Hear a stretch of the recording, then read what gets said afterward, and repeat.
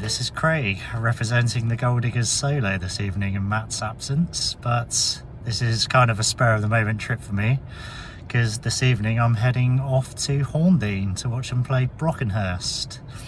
Leaving a little bit later than I intended, but work commitments and that, so hopefully shouldn't take more than just over an hour, I'd say, to make the 50-mile trip to north of Portsmouth for Horndean's ground. So yeah, hopefully traffic pending, I should get there plenty of time to give you a bit of more pre-match information and a little bit of lowdown about the two teams and hopefully a little bit about the ground as well. So I'll check in when I get there.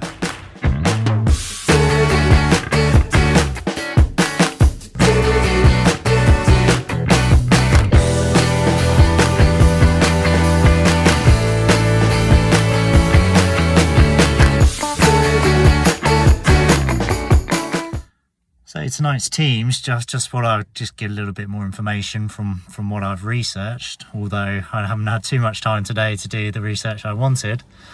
But Horndean are on a bit of a run at the moment in terms of timing their title bid to perfection, with only being 5 points behind everyone's favourites this season, Porchester.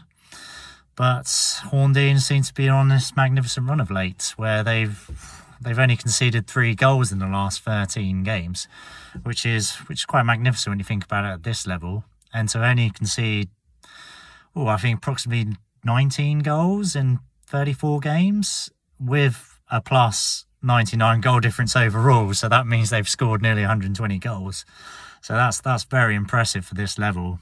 And I think their striker up front is Zachary Willett or something like that. I might be wrong on that front, but I know he's got 46 goals this season, so he might even touch on the old 50 tonight, given who they're playing.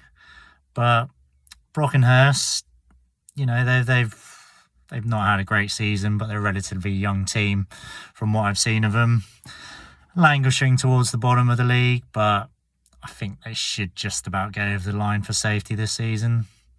So I think taking all this into consideration is probably going to be a fairly one-sided game to Horndean tonight, but I said this before at the Andover derby and that turned into anything but a cakewalk for a top versus mid-table kind of team, so I'm not going to put any bets on it, but I am expecting Horndean to score a few tonight.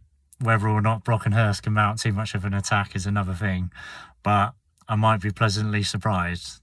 So I'm going to have a quick walk to the ground now. I'll take a few more videos, just show you a bit more of the ground.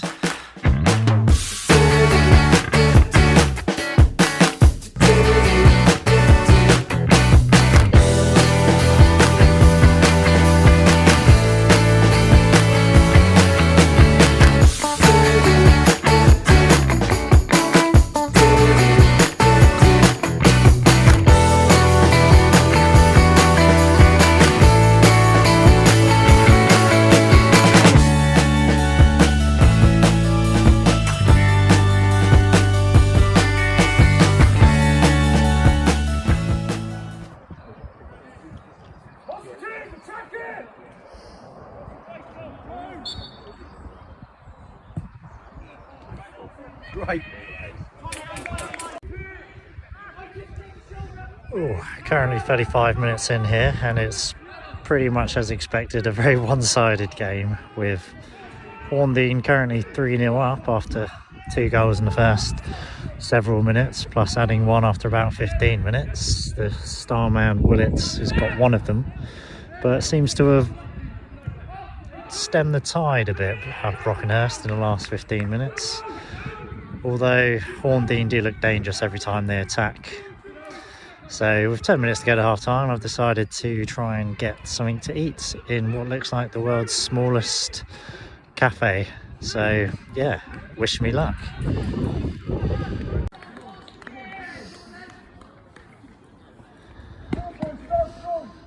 So as the second half begins, it is currently 3-0 to Horndean still, after that early burst of 3 goals in the first 15 minutes. But I think they've taken off their foot off the gas somewhat, have Horndean. last 20 minutes of the first half. I think predominantly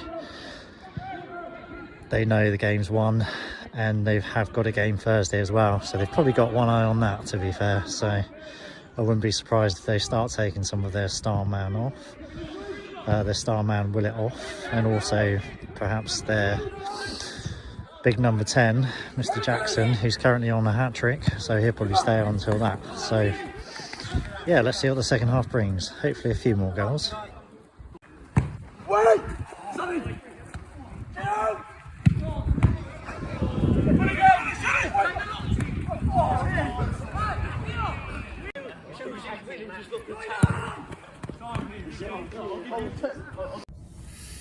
Final score was Horndean 4, Brockenhurst 0. Bit of a long second half, that one. Didn't quite flow as well as the first half, I thought, but I think the damage was already done after the first 15 minutes. Horndean were in cruise control, took their two main strikers off, which was Willett and Jackson, who both scored a brace.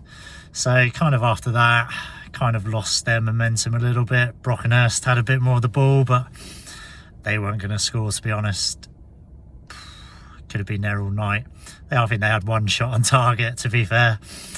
So yeah, it's been a good game overall, I thought. But yeah, you could see the golfing class between the two teams was evident from the first whistle.